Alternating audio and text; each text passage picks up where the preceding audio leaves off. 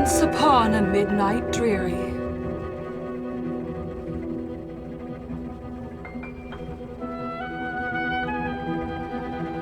while I pondered, weak and weary,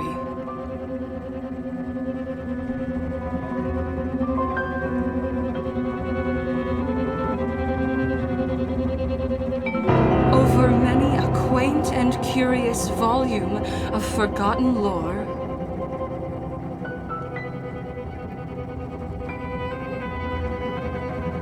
while I nodded, nearly napping, suddenly there came a tapping.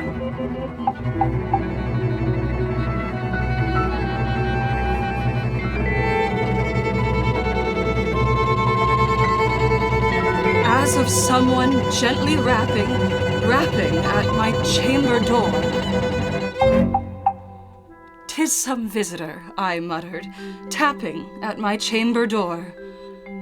Only this and nothing more.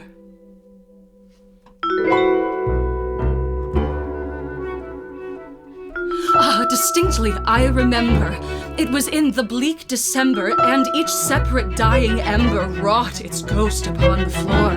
Eagerly I wished the morrow, vainly I had sought to borrow from my books surcease of sorrow, sorrow for the lost Lenore, for the rare and radiant maiden whom the angels named Lenore, nameless here forevermore.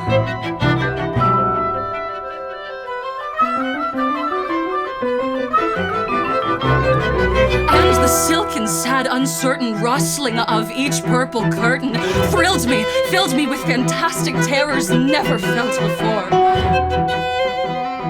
So that now to still the beating of my heart I stood repeating, "'Tis some visitor entreating entrance at my chamber door." Some late visitor entreating entrance at my chamber door. This it is, and nothing more. This it is, and nothing more.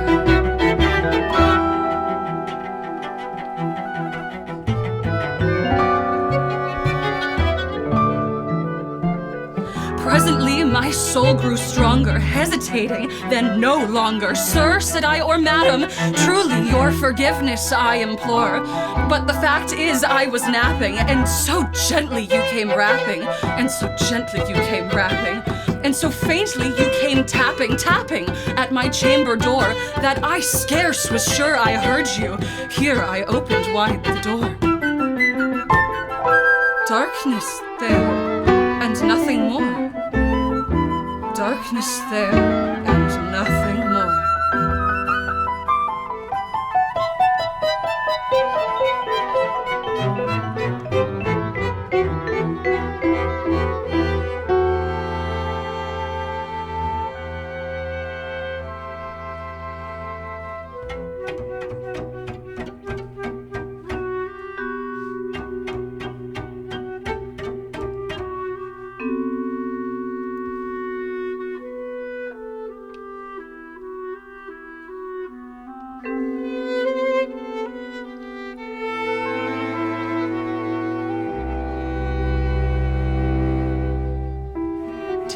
Into that darkness peering, long I stood there, wondering,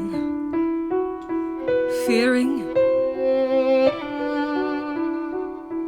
doubting, dreaming dreams no mortal ever dared to dream before. But the silence was unbroken, and the stillness gave no token. And the only word there spoken was the whispered word, "Lenore." This I whispered, and an echo murmured back the word, "Lenore."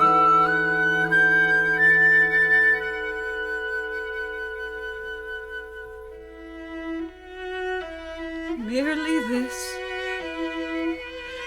and nothing more. Merely this, and nothing more.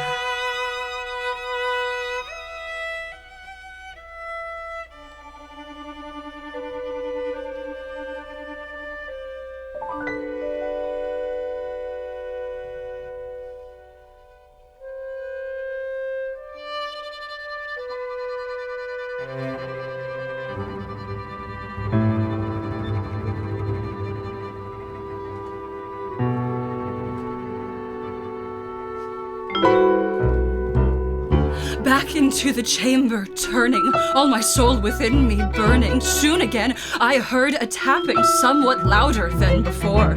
Surely, said I, surely that is something at my window lattice. Let me see then what thereat is, and this mystery explore. Let my heart be still a moment, and this mystery explore. 'Tis the wind and nothing more. 'Tis the wind and nothing more.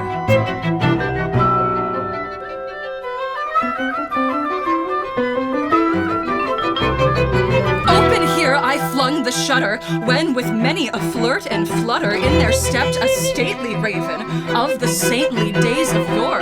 Not the least obeisance made he, not a minute stopped or stayed he, but with mine of lord or lady, perched above my chamber door, perched upon a bust of Pallas just above my chamber door, perched and sat, and nothing more.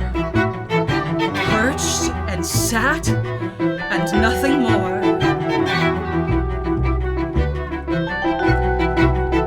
Then this ebony bird beguiling my sad fancy into smiling, by the grave and stern decorum of the countenance it wore. Though thy crest be shorn and shaven, thou, I said, art sure no craven, ghastly grim and ancient raven, wandering from the nightly shore. Tell me what thy lordly name is on the night's Plutonian shore. Quoth the raven, Nevermore. Quoth the raven, Nevermore. Much I marveled this ungainly flow, to hear discourse so plainly, though its answer little meaning, little relevancy bore. For we cannot help agreeing that no living human being ever yet was blessed with seeing bird above his chamber door. Bird or beast, upon the sculpted bust above his chamber door, with such a name as Nevermore.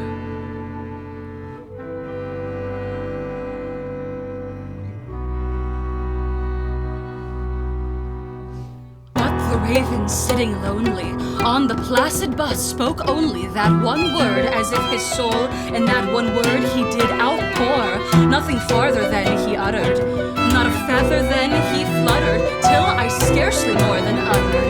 Other friends have flown before. On the morrow he will leave me, as my hopes have flown before. Then the bird said, Nevermore.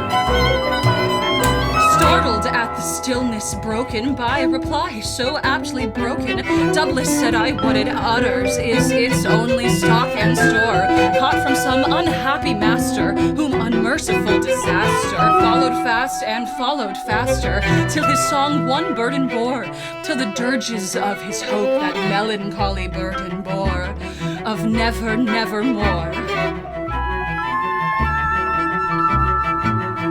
But the raven still beguiling my sad fancy into smiling, straight I wheeled a cushioned seat in front of bird and bust and door. Then the velvet sinking, I betook myself to thinking, fancy unto fancy, thinking what this ominous bird of yore, what this grim, ungainly, ghastly, gaunt and ominous bird of yore meant in croaking, Nevermore.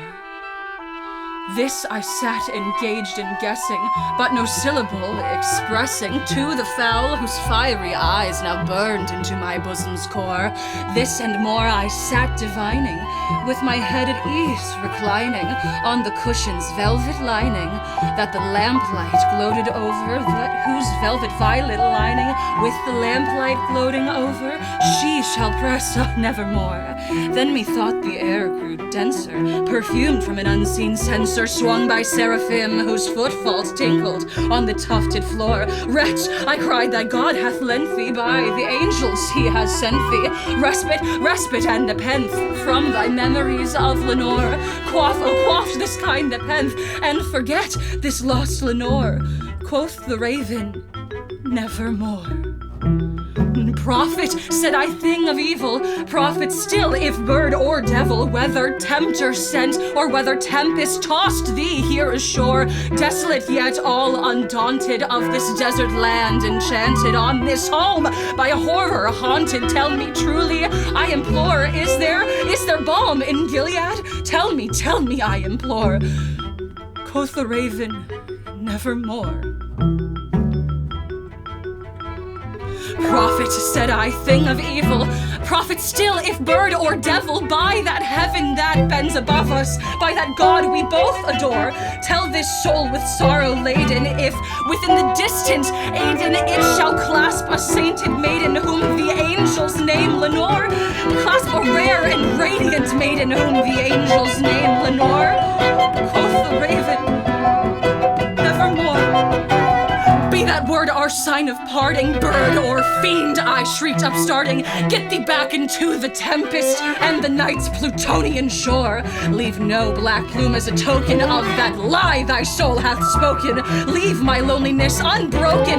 Get thy bust above my door. Take thy beak from out my heart, and take thy form from off my door. Quoth the raven, nevermore.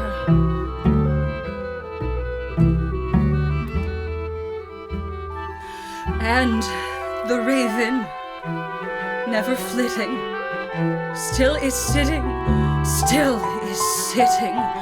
on the pallid bust of Pallas just above my chamber door, and his eyes have all the seeming of a demon's that is dreaming, and the lamplight over him streaming throws this shadow on the floor. My soul, from out that shadow that lies floating on the floor, shall be lifted nevermore.